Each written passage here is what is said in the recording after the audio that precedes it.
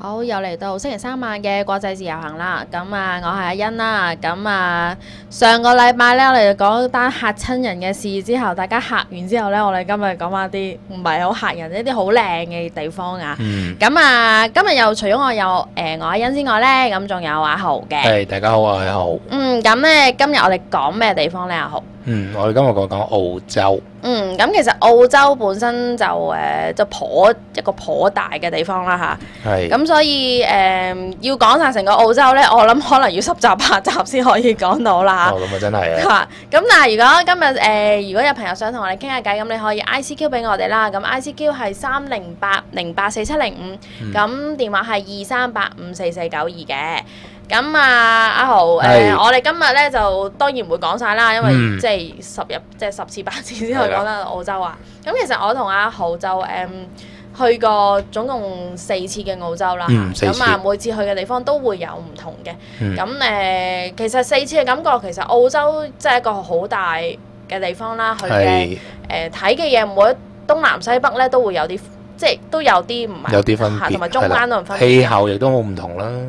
其實阿豪你去過4次啦，即係你感覺其實澳洲不如簡單介紹下，即係各個地方，譬如話有啲咩，即係有啲咩分別咧？其實睇嘅嘢有咩分別？嗱，首先有個最基本嘅分別，澳洲好多朋友可能都即時未必諗到。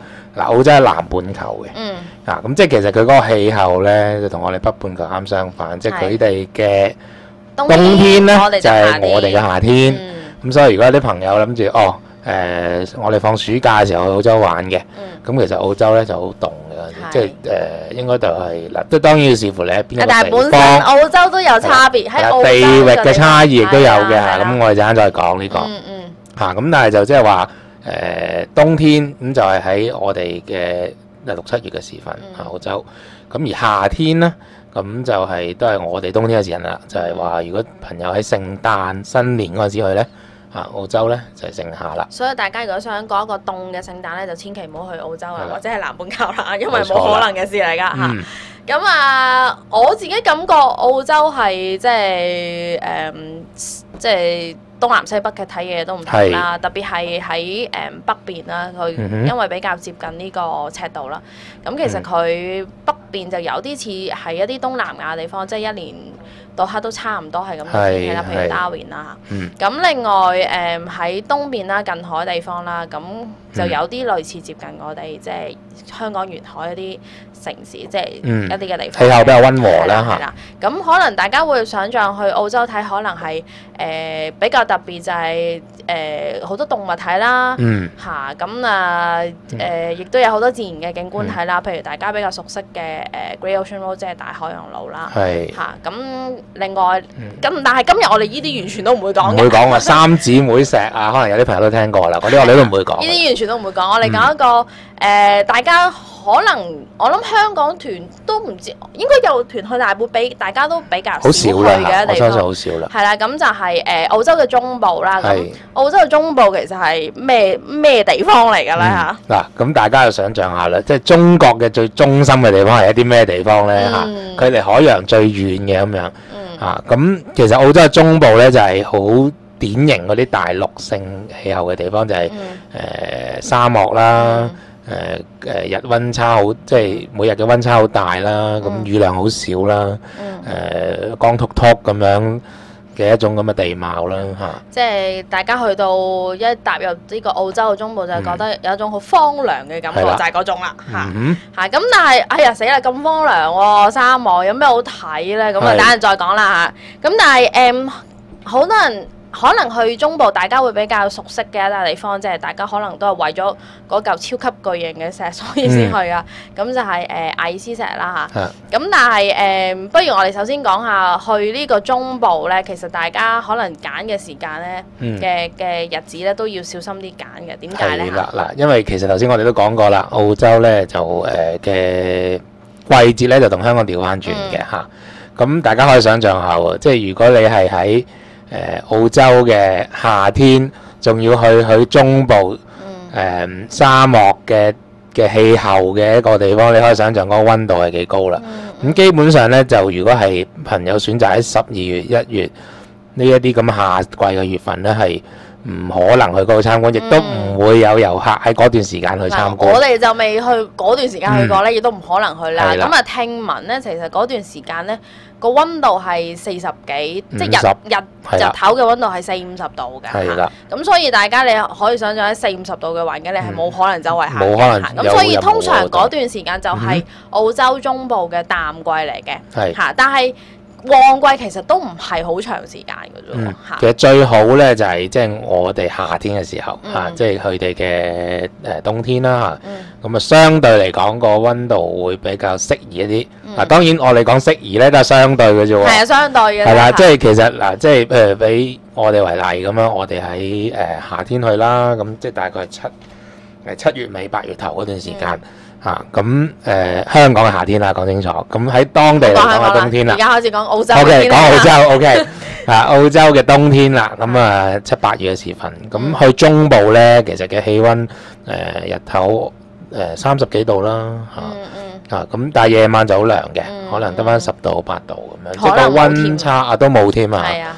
係啦，咁不過就未至跌到零下咁所以如果大家有興趣去體驗下呢個澳洲呢個嗰啲叫咩 Outback 即係澳洲嘅 Outback 嘅呢個生活咧，即係大家去野外可以唔知點形容嗰種感覺啦嚇。即係如果想體驗下澳洲嘅沙漠咧，其實你哋就最好就會係7月同埋8月嘅時間去呢個中部嘅嚇。咁啊頭先阿豪講啦，其實澳洲嘅中部咧日頭就20零30度啦，但係夜晚咧我記得好似差唔多接近0度嘅，其實嚇，所以大家去嗰度即係你唔好諗住係一日到黑都30幾度係冇可能嘅事咯嚇。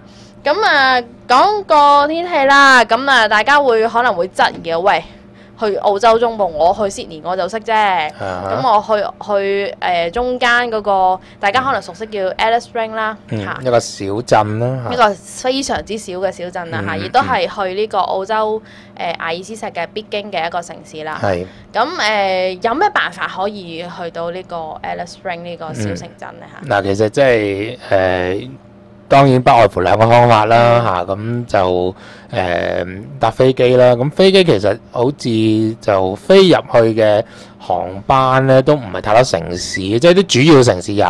咁譬如話悉尼啦，咁我哋嗰陣時我哋進入呢個中部都喺悉尼坐飛機咧，都好遠嘅。我記得就算坐飛機都要成三個鐘先到嘅嚇。咁就飛機可以去到呢個 Alice Springs，亦都有少量航班咧直接去個阿爾斯石嗰頭嘅嚇。嗱，咁大家即刻會諗啦，以為阿爾斯石同埋 Alice Springs 咁，其實即係有幾遠距離咧？呢個係一個故事嚟嘅，其實係即係我哋聽過好多人會講未去之前，我哋喺度揾資料啦，咁啊。喂，究竟阿爾斯石其實係咩 Alice Springs 嘅呢個小城鎮嘅附近咧？係啦。咁我嘅答即係好多人就話：喂，咁近，我踩單車去都得啦。我曾經聽過有人講話踩單車去。係啦，去到 Alice Springs 係啦，因為租單車咯。咁點？但係踩落就知錯啦。咁啊，其實係好遠好遠嘅。咁阿豪，你不如講下究竟我哋由呢個 Alice Springs 嘅小城鎮去到嗰嚿石，其實係要幾耐？嗱，其實即係如果淨係齋搭車啊，唔停啊，行嗰啲即係高速公路啊，都要成4-5個鐘半嘅時間。係啊。咁即係大家可以想象，如果你真係踩單車喺嗰種咁嘅酷熱嘅天氣之下，你點踩啦？真係。係啦，咁所以大家唔好假設真係喺側邊一個鐘頭就可以加。但係我真係曾經見過喺澳洲咧，撞嗰啲外國人咧，即係外國人有一啲都相當喜歡自己即係踩住單車周圍去，咁啊即係會同啲朋友講話，我去到 Alice Springs 踩車踩過去啦咁樣，即係佢冇嗰個概念其實。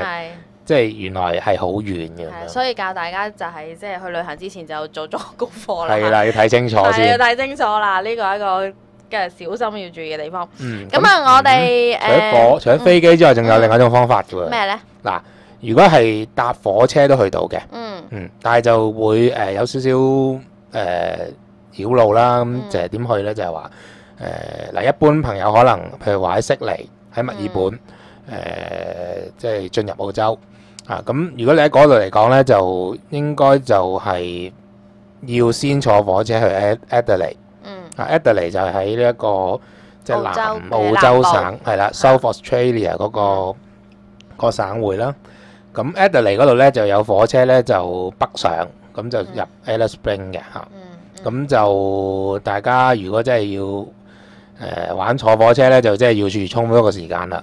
一來火車即係路途都有咁遠啦，二來就係即係澳洲嘅火車又係好特別嘅嘢嚟㗎，我覺得佢係班次係極少啊，即係同埋極唔方便。係啦，極唔方便嘅真係嚇，即係咩意思咧？即係話其實可能我嘅印象就係話由 Adelaide 去呢個 Alice Springs 嘅火車一個禮拜係2-3班咁樣，即係唔係日日都有喎，唔係一日有幾班喎，千祈唔好大家以為好似即係喺我哋中國大陸啊或者香港搭火車咁方便，就唔係咁嘅一回事嚟。不過其實如果火車呢個班次咧唔係咁頻密咧，有啲人會其實會搭巴士上去 Alice Springs 都有都 OK 嘅。咁但係當然可能你要坐一晚啊，咁先至可以10幾個鐘啦，先去到 Alice Springs 啦嚇。咁啊，本身 Alice Springs 係一個比較細嘅城市啦。咁啊，我記得咧因為我哋就係喺 Sydney 咧搭火車，唔係飛機去呢個 Alice Springs 嘅。咁喺飛機上面咧，我哋已經同啲側邊嘅一啲嘅外國人啦，即係遊客又有啦，或者當地住嘅白人。咁我哋喺度即係討論緊一個問題，就係喺 Alice Springs 咧本身比較多一啲當地嘅土著啦。咁我哋會傾為你哋點樣去睇呢啲嘅土著啦，因為我哋照我所知，譬如澳洲呢啲土著係好想即係有個好似類似西藏係想獨立運動係啦，有啲咁嘅。咁你喺街邊都會久唔久會見到一啲貼住啲即係話要獨立嗰啲咁嘅字句嘅嚇。係咯。咁我哋問當地人，喂，你覺得佢哋點？咁當時嗰位朋友係點樣？即係佢哋點樣去睇呢班土著咧？其實嗱，咁好得意喎！即係我又記得，即係其實嗱呢個都係一個好有趣嘅種族嘅問題嚟嘅。澳洲即係大家可能有少少了解啦，就係話即係白人就係喺呢近大概100幾200年先至嚟，即係入呢個澳洲喺嗰度開始聚居。咁之前都係土著啦嚇。咁所以其實好多即係土著咧，其實就覺得即係白人咧侵佔咗佢嘅土地嘅嚇。咁但係而家調翻轉咧，即係白人咧就佔多數咯喺澳洲。咁亦都即係掌管住經濟嘅命脈啊！即係好多政府嘅主要嘅人都係白人咁樣。咁佢哋就某個程度上咧，我覺得咧就有啲對於嗰啲土著咧有啲偏見嘅喎。算唔算歧視咧？或者唔好用我咁重嘅詞語講先啦。咁但係即係佢哋對於土著，譬如話覺得佢哋唔做嘢啊，有啲又飲酒啊，咁通街露宿啊咁樣。咁嗱我又的確見過有呢啲現象嚇，不過亦都唔可以話係淨係土著先有即係我就覺得，我有時覺得可能佢哋中意飲酒，即係飲酒或者唔做嘢，咁當然係對個社會唔好啦嚇。咁另外就係因為佢哋土著嗰個，可能佢哋以往嘅生活都係一啲比較自由自在啦嘅生活。咁好多時佢哋我會見到有啲人會咩？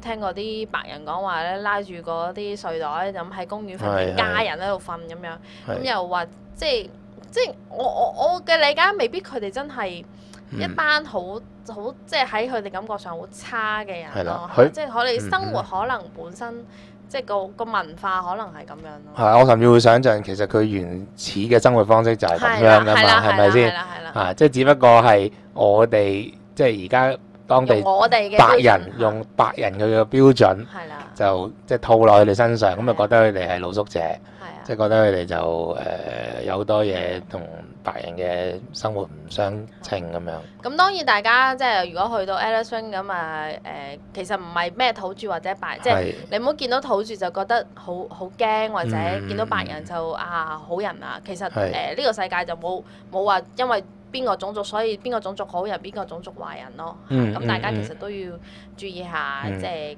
自己安全啦嚇。咁樣尊重嚇，亦都唔好因為唔同種族，所以就即係有唔同嘅眼光啦。係。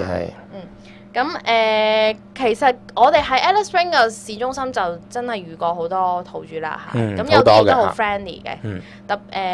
我記得一次，不過嗰次唔係 Alice Springs 啊，喺呢個 Darwin 嗰度，其實都遇到啲土著，其實佢哋都會幾 friendly，雖然佢哋英文唔係太過唔係咁好，係啦，佢哋講翻佢哋自己本身嘅語言嘅，咁但係佢哋會好主動會同你去即係傾偈啊，打下招呼啊，笑，用我哋有限嘅英文、身體語言啊，係咁樣同你。其實佢哋都有一班即係都好 nice 嘅，係啦。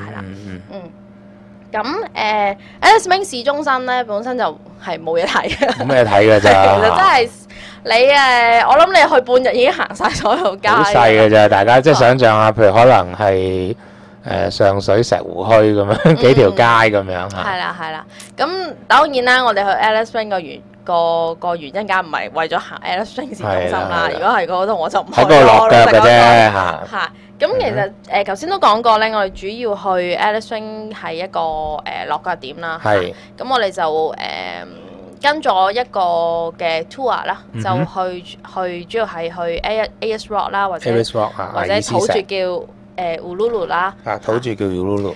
咁另外就去皇帝谷啦 ，Kings Canyon 啦，即係主要係去呢啲睇一啲自然景觀嘅嚇。咁啊，不如我哋講下個 tour 先，個 tour 都非常之搞嘢喎，我覺得。好特別嘅。有咩特別咧？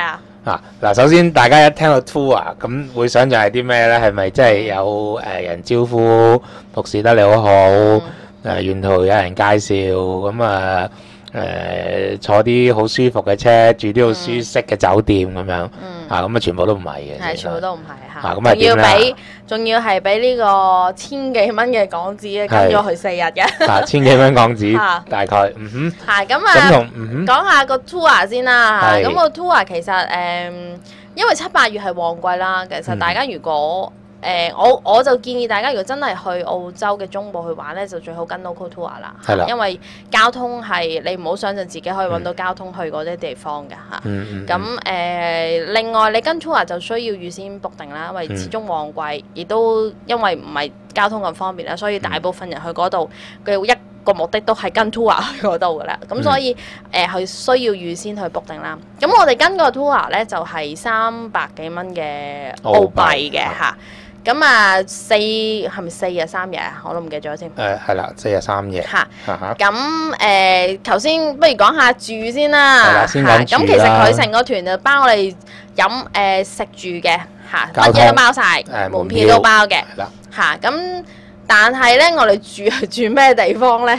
嗱，我哋係住野外啦，首先講，即係個唔係我哋唔係住屋嘅，係啦，唔係石屎屋嘅，係啦，咁但係亦都唔係住營幕喎，亦都唔係用布做嘅營幕，係啦，咁其實我哋係住一種咧叫做swag SWAG 嚇，咩叫 swag 啊 ？swag 啊，我曾經用過好多方法形容俾我啲朋友聽，就係 swag 就係一個大少少嘅睡袋，咁個睡袋裏邊咧就擺咗一張薄嘅氈褥。咁所以你瞓嘅時候，其實你就係瞓喺一個睡袋裏邊，你一擘大眼咧就會望見啲星星嘅。咁你可能會問：喂，我住 swag，咁我 swag 喺邊度瞓先得㗎？咁其實澳洲依座佢嘅旅遊比較發達啦，咁所以佢會有啲 campsite 咧係俾啲 tours 嘅。咁 campsite 都好得意嘅喎。咁啊 campsite 咧就係即係其實咧佢個配套就非常好嘅，即係除咗有啲營地，即係你鋪晒啲你紮營又好，或者我哋住啲 swag 咁有啲咁嘅。swag 就其實係攤開就瞓㗎啦，有個平地就得㗎啦，係啦，有個平地嘅地方。係啦，咁但係佢嗰啲衞生廁所啊、沖涼嘅地方啊，都一應俱全，連洗衫嘅洗衣機都有埋喎。呢樣我就最開心㗎啦！可能大家為我去 camp，我點會有涼沖啊？係咯係咯。咁原來佢喺一個大嘅地方裏邊分開好多，喺一個大嘅空地裏面分開小型嘅一個 camp 嘅地方 campsite 嘅地方啦。咁一個 tour 就佔過1忽嘅 campsite 嘅。咁你中間就有個中央嘅廁所同呢個嘅浴室嘅，咁啊仲要有熱水供應嗰下先犀利啊嘛！係啦，好正嘅。咁其實即係完全係基本嗰啲即係屋企嘅生活嘅需要係可以解決到嘅。係啦。你瞓 swag 嘅感覺係點咧？嗱因為嗰度嘅氣候咧，頭先我哋講啦，即係夜晚就比較凍嘅。咁我哋都要喺嗰個 swag 裏面咧，自己再笠多浸水袋。係啦。因為頭先我講0度啦。係啦。咁同埋就係話反而就係最好嘅，即係有一個優點咧，就係話即係嗰度極少落雨嘅其實。因為即係我相信個氣候關係啦咁即係其實雨量都好少。咁話大家可以諗，你如果住 swag 係冇瓦遮頭喎，如果落雨咪死，咪即係即刻揼到成面濕晒成身啦。咁但係即係嗰度落雨都好少。係好少。係啦，咁所以就完全唔影響嗰個即係個我哋住 swag 嗰種情況。同埋咧就係話即係因為佢嗰個天好清嘅，即係喺沙漠地方，哇！夜晚一擔高頭。亦都冇乜即係城市，好似城市咁嘅燈光啦，咁啊見到好多星星，銀河都可以睇埋嘅。係啊。咁我記得第一晚住嘅時候咧，呢個係我哋嘅問題啦，即係我哋報團嘅時候，我哋咧喺度猜想緊點硬衰都係住 campsite 先有個帳幕啦咁但係我哋又 miss 咗原來張紙咧就有講嘅，就個 swag 呢樣嘢。咁當然我哋當時又冇去研究咩叫 swag 啦咁呢個英文問題。孤陋寡聞啦，係啦。咁所以去到第一晚咧，見到佢派咩嚟嘅咧？咁即係因為佢係有一間屋仔咧，儲晒啲 swag 嘅。每一個人去到個 campsite 咧，第一樣做嘅動作就係你攞翻自己嗰晚瞓覺嗰個 swag 自己攤開佢嘅，開檔啦。係啦。咁第一晚嘅感覺就係唔係好習慣啦，又凍啦，咁又擔心呢樣，又擔心嗰樣啦，好似覺得有少少俾人欺騙咁樣感覺啦，但係當你去到第二晚嘅時候，即係你會覺得其實係一個好正嘅一個體驗啦，因為睇到星星啊，即係真係感受到喺野外嗰種生活啊，咁我覺得大家如果唔怕瞓營地嘅，我覺得係即係非常之值得去嘗試咯。係，同埋亦都佢因為可能比較凍咁其實就唔會話有一啲譬如話有蚊啊嗰啲問題，一啲嗰啲問題都冇㗎。咁即係相當唔錯咧，其實。即係但係如果大家真係頂唔順咧，即係唔慣去 camp 咧，咁佢其實喺當地喺個 campsite冇幾遠嘅地方咧，其實有 resort 嘅，係啦。但係嗰啲就非常非常之貴啦，因為個少啦嗰啲 resort，咁所以就會比較貴一啲咯。冇乜競爭㗎啦，喺嗰啲地方，係啦，即係所以好貴嘅價錢。但係通常跟啲tour 啦，特別係因為我哋係即係當地叫 backpackers， 即係背囊友啦，咁為咗慳錢咧，都會係住呢啲咁嘅地方。係啦，咁但係係一個好正嘅地方嚟嘅。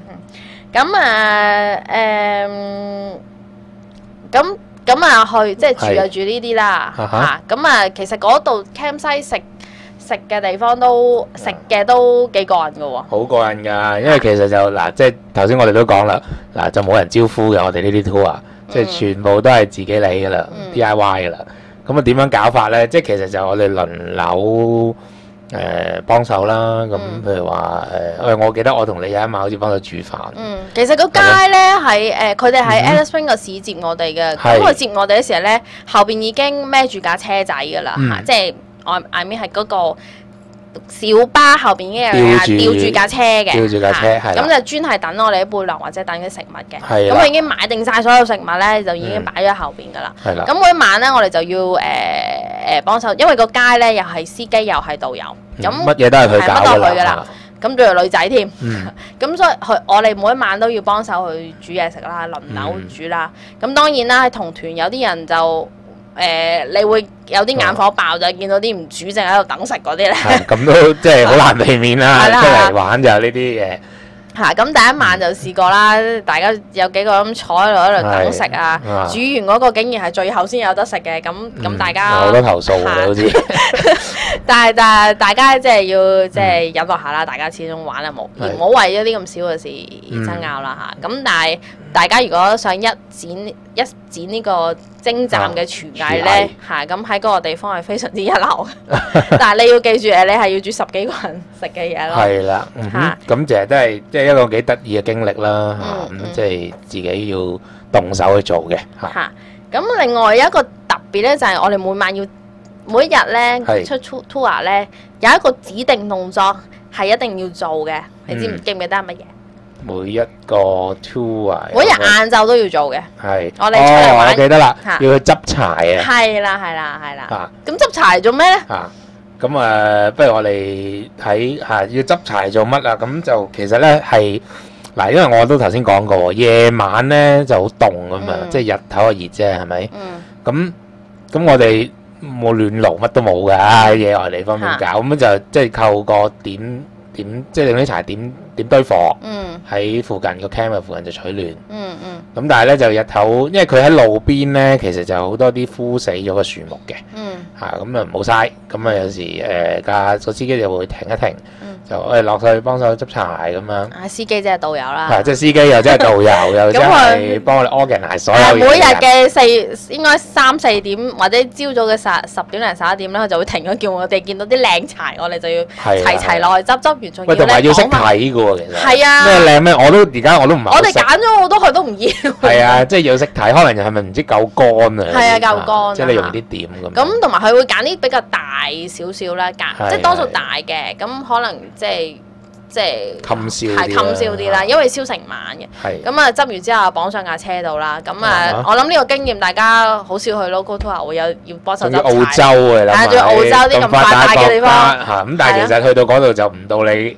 唔到你眼，你都要做噶啦，你唔做俾人哋話，你個個做你唔做，係咪先？個個都係俾千幾蚊個 tour 噶啦，唔會話即係你特別有優待嘅。係啦。咁啊，講完我哋少少啲有趣嘅住宿之後咧，咁啊，不如我哋休息一陣啦。咁下一集翻嚟咧，下半部分翻嚟咧，我哋就講下究竟我哋去咗啲咩地方玩啊。OK。好，休息翻嚟咧，繼續我哋澳洲呢個中部，一定要講明中部之旅嚇。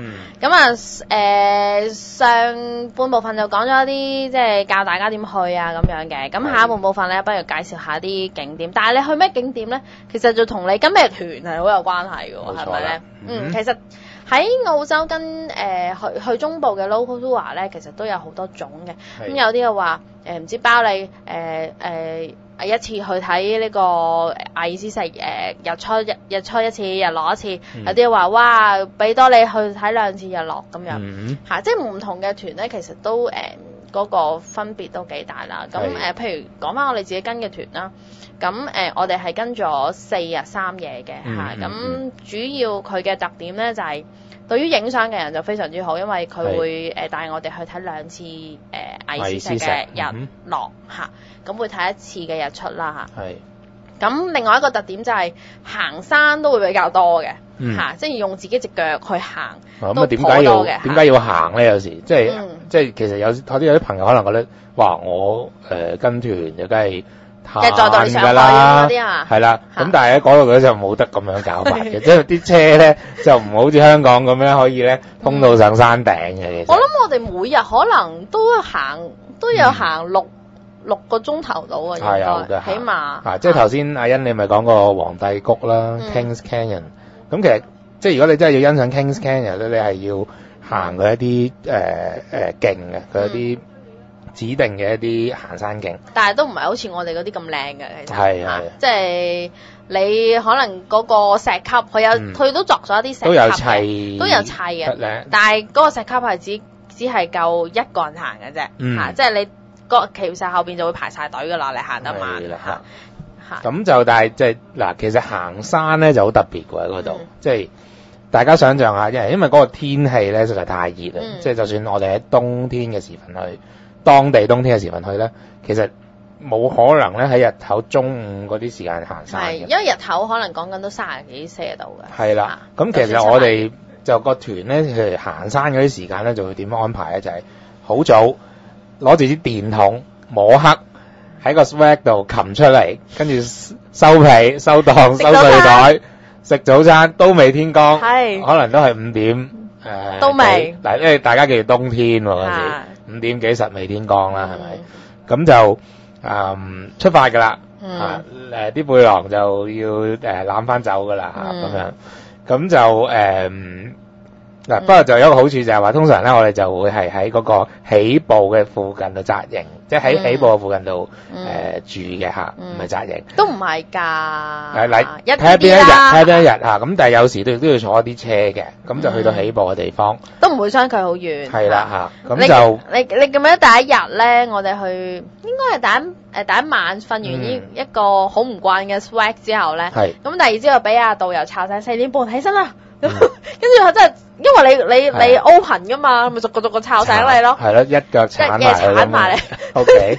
咁跟住佢會收晒所有嘢，食完早餐啦。咁跟住就佢揸架車啦，帶我哋去呢個 Kings Canyon 嘅起步點。個目的其實就係上山睇日出嘅。但係乜都睇唔到嗰陣時，即係其實係未天光嘅。係啦，咁但係去到起步點其實都係未天光嘅。係啦，依然係揸住個電筒嘅啫。咁因為個玄機就係頭先你嗰句啦，睇日出啊嘛，係咪？咁你喺嗰度都天光咁，睇乜鬼日出啫？係咪？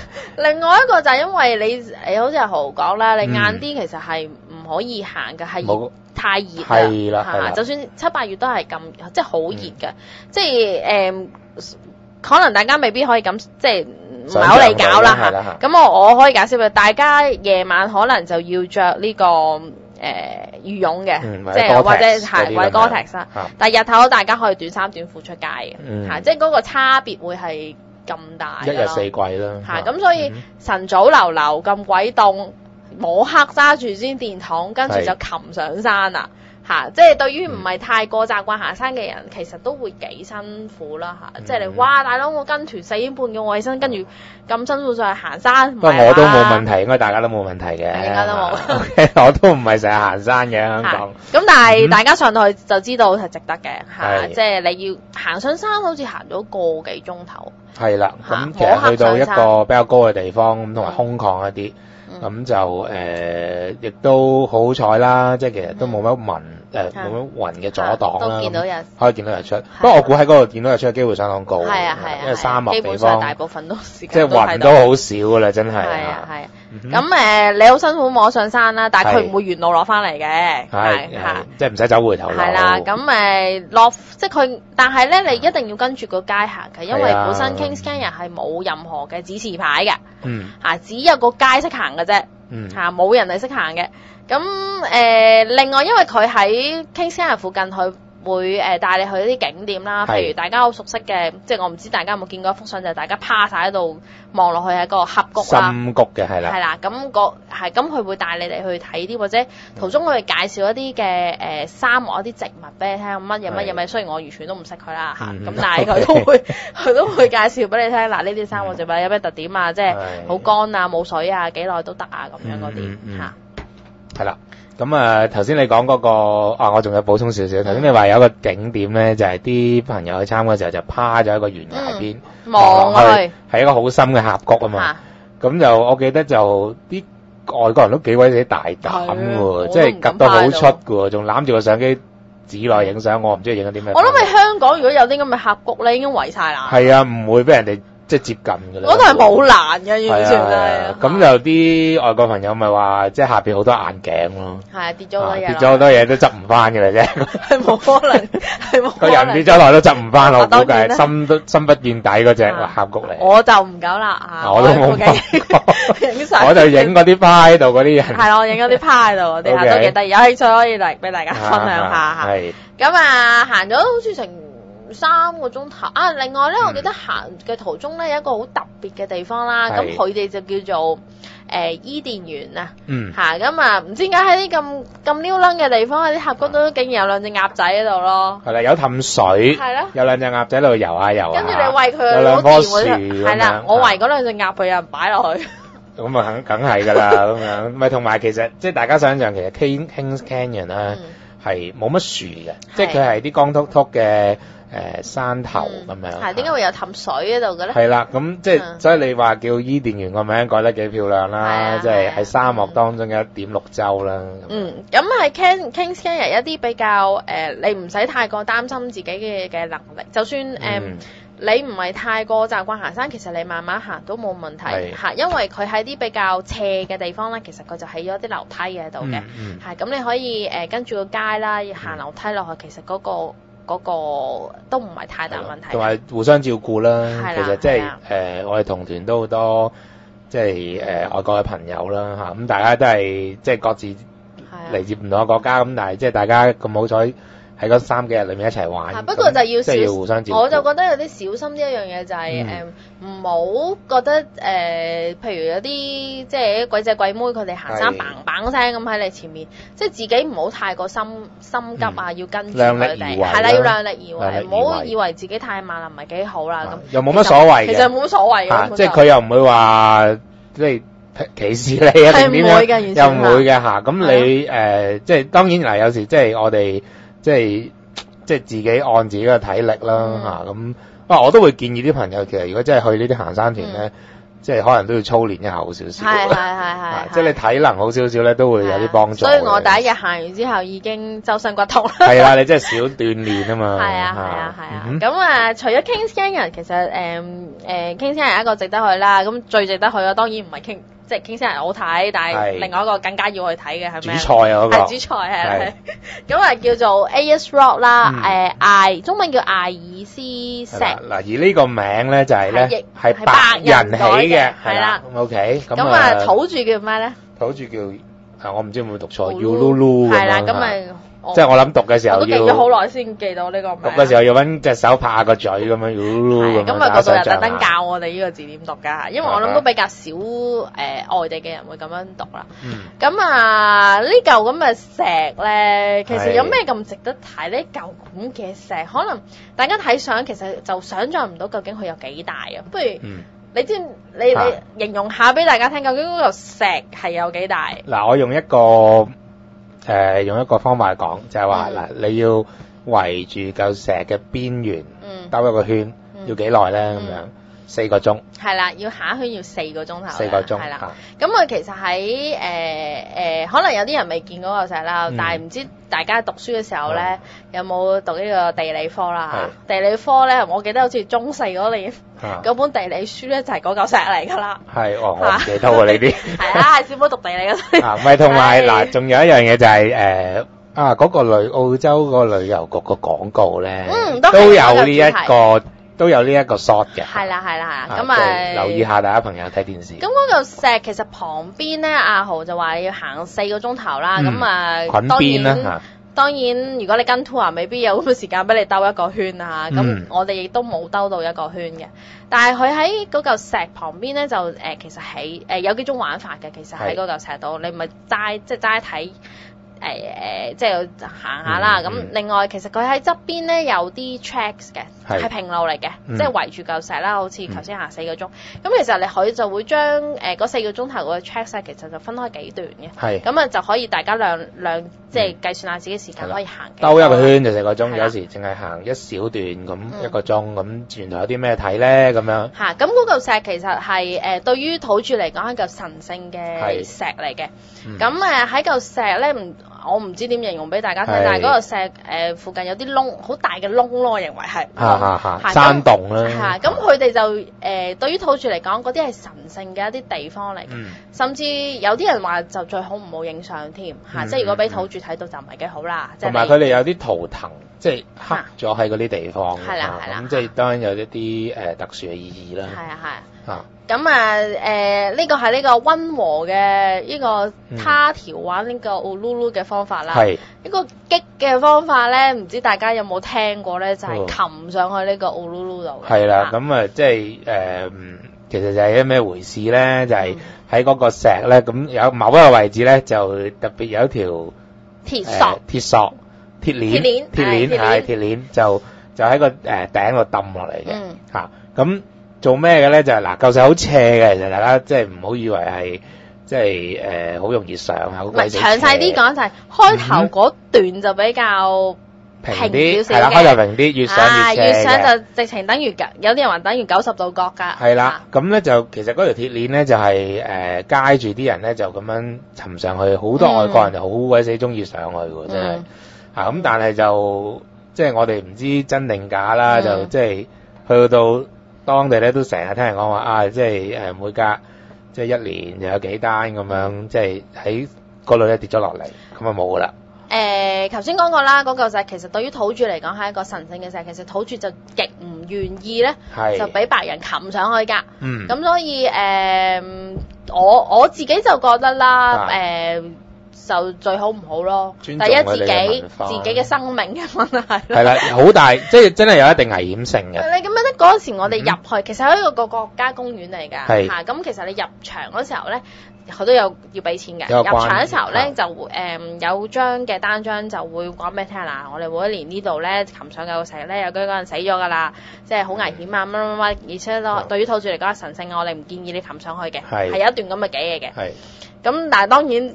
對於白種人嚟講咧，唔知點解白種人某一啲白種人嚟講，特別啲中意挑戰自己嘅一啲白種人咧，就硬係就要擒上去啦。咁我記得有一唔止白種人嘅，黃種人嘅後都有嘅。我哋同團咪有個日本女仔嘅，係啦，佢咧就細粒到我諗得5尺2嗰種嘅啫，係可能冇添。OK 嚇，但係佢好犀利，即係佢真係爬到上頂咯。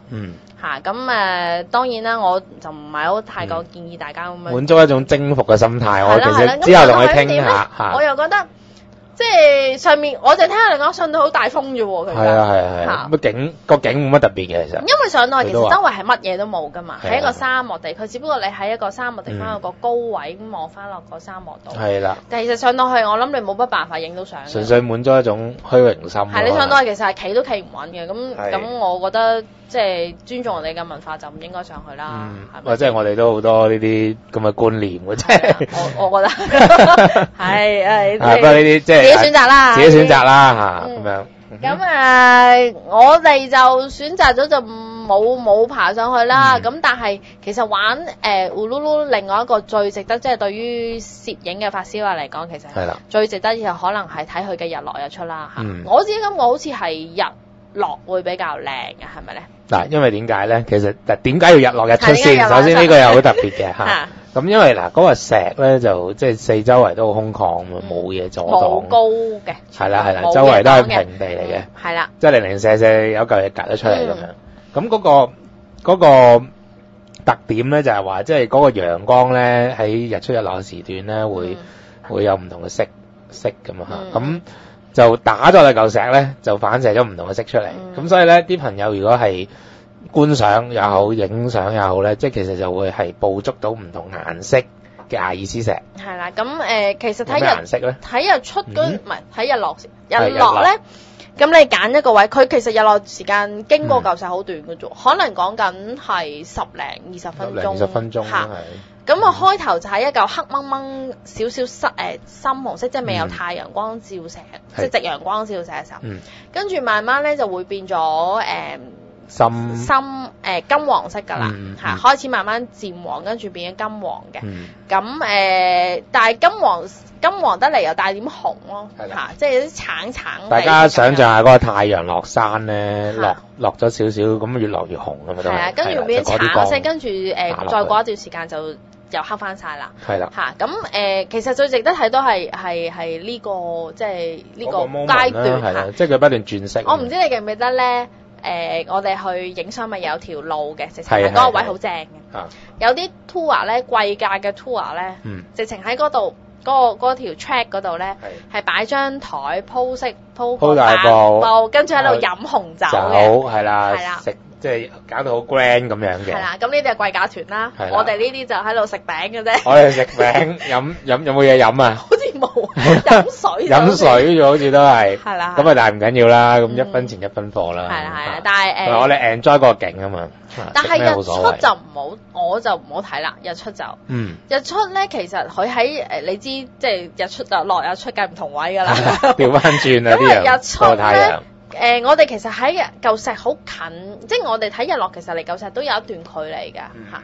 但係喺日出咧，我哋睇日出佢有啲指定嘅位咧，話俾你聽係最靚喺個位。但係日出睇就好近嚿石，但係我就覺得佢唔係太靚啦嚇。同埋朝早好多時候咧，佢都會有雲啊。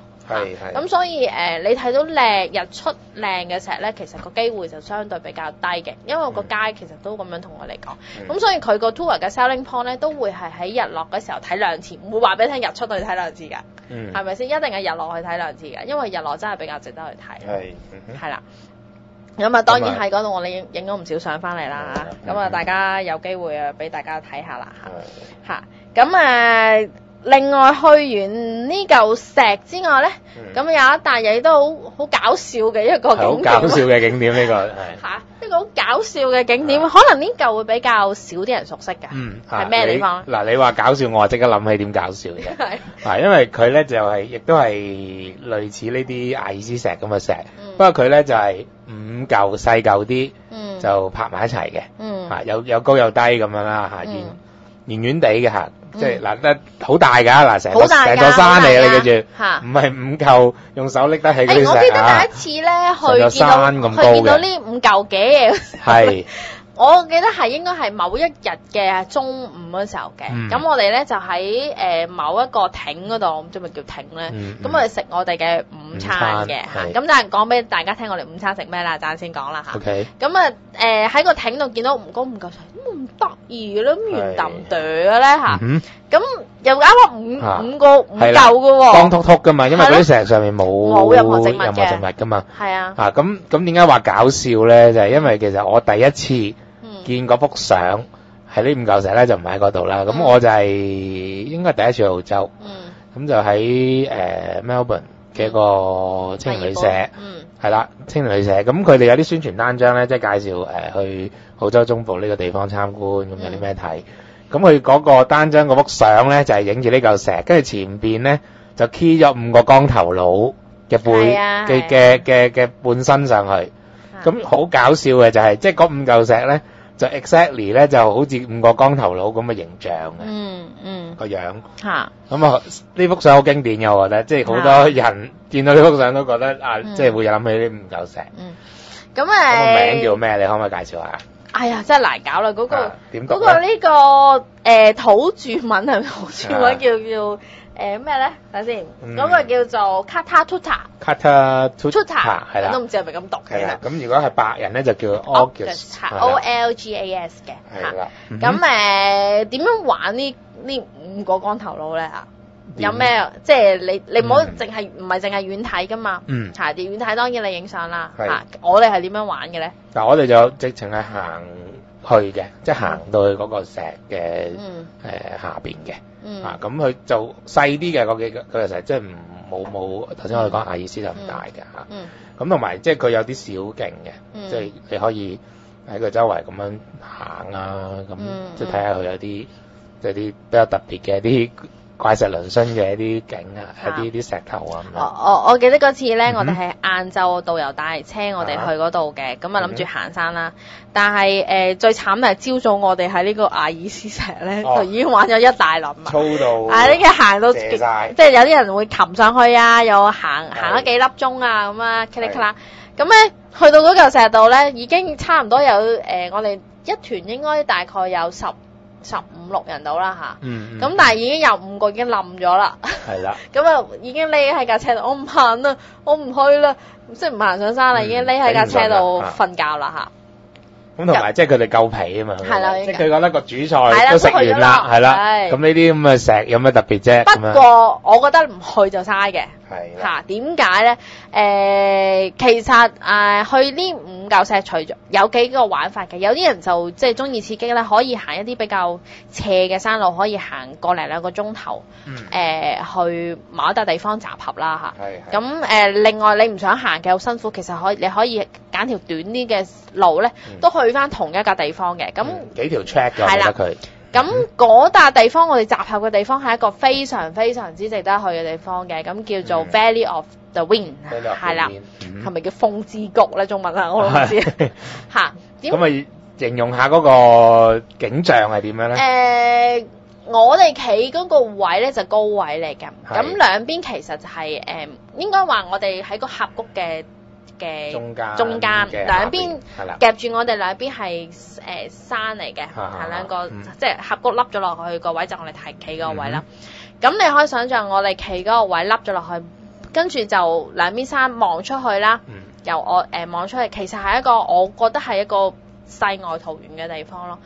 你會竟然係見到有綠色嘅植物嘅。係啦。嚇，咁係好一個好寧靜，好覺得好乾淨，亦都唔知點解喺沙漠度望出去會見到綠色嘅嘢嘅。因為大家要聯想埋一個景緻，就係話你之前行嗰啲路段咧，全部都係光禿禿，乜都冇嘅，紅色嘅石頭咁樣嘅嚇。咁變咗突然間去到嗰個位，見到咦咁空曠，跟住喺兩嚿石中間閃出一片即係有啲草地嘅地方咁樣，咁見到個藍天咁樣，咁啊好震撼個感覺。咁我哋行到上去，其實就喺嗰度休息嚇，一個非常非常之值得去嘅地方。咁嗰啲唔去自己攞嚟啦。係啦，我都話俾你聽，你真係嘥咗咁樣。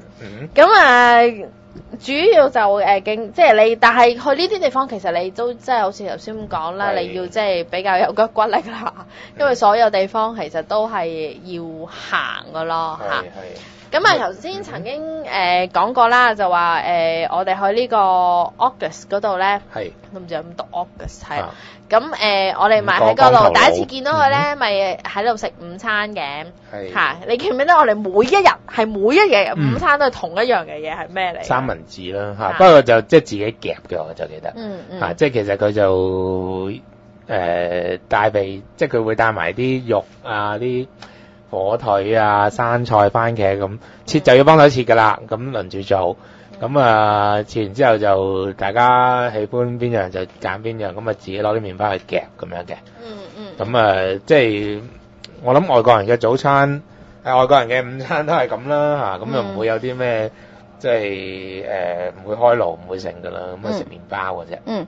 咁除咗呢啲頭先講嗰3個大嘅景點之外咧，咁其實我哋未去呢啲景點之前咧，就去咗一個大家個名就幾好聽嘅一笪地方啦嚇，叫 Rainbow Valley。咁 Rainbow Valley 其實有咩特別咧？點解叫 Rainbow 咧嚇？我就呢個應該係第一個去嘅景點啊嘛，係第一個嚇。咁其實咧就。都要有少少想像力先至會理解到同彩虹有咩關係。就係佢嗰個石山咧，佢有啲唔同嘅，我相信係唔同嘅礦物質咧。咁變咗佢嗰個石咧就呈現咗有啲唔同嘅顏色。即係有啲比較紅啲，有啲冇咁紅，有啲就黃黃地咁樣，橙色咁咯。咁就即係你咪聯想咯嚇，即係其實彩虹就有好多種。但係個導遊同我喂，嗰度咪有啲綠綠地色嘅嘢咧嚇？有咩？我見唔到喎。即係你要加一啲聯想嘅呢啲嘢嚇。咁另外你喺嗰度好似我哋玩過呢個滑沙咁，滑沙啊？有啊，係咪？有嚇，即係因為嗰度係有個小山丘咯，嚇咁你可以喺度玩下呢個瀡沙啦嚇。咁另外有啲因為沙漠啦，有啲風化啦，咁有啲石其實變咗一個冬菇形啦。呢個我記得。係啦，即係佢係嗰個石嘅底部侵蝕，係啦，上邊又有把遮咁樣啦嚇。係啦，好似真係叫mushroom，係佢哋真係叫 mushroom，即係嗰嚿嘢嚇。係咁，亦都係澳洲最好食嘅嘢啦。你講真係食得嗰啲係嘛？係啦，即係見到嗰個特別開心，就特別喺嗰度冇啖好食嘅時候，特別想喺呢個 mushroom。OK。咁其實澳洲中部好似你見我哋好似介紹咗幾大地方啦，但係其實已經夠你玩幾日㗎啦。係啊，即係我哋個團咁4日3夜啦，咁就係即係因為佢景點與景點之間都相隔好遠啦，同埋大家都我哋都講過，你要行幾個鐘山，上行幾個鐘山落咁樣，即係好多呢啲咁嘅時間，即係花喺路上。所以大家如果諗住去澳洲中部，我諗起碼你要預4-5日嘅時間，即係4日到就最好啦嚇。咁今集講完呢個中部啦，咁將來我哋再將澳洲拆件，再同大家再分享啊。不過下個禮拜咧，我哋就唔係講澳洲喎，係講邊度咧？係會講印尼嘅。咁我哋請咗朋友，佢就4月嘅時候就去過印尼啦。咁我哋就請咗阿莫國華啦。咁之前佢喺雲南嗰集都出現過㗎啦。咁就請佢分享下佢自己喺印尼嘅一啲嘅經歷啦，同埋介紹一啲地方俾大家嘅。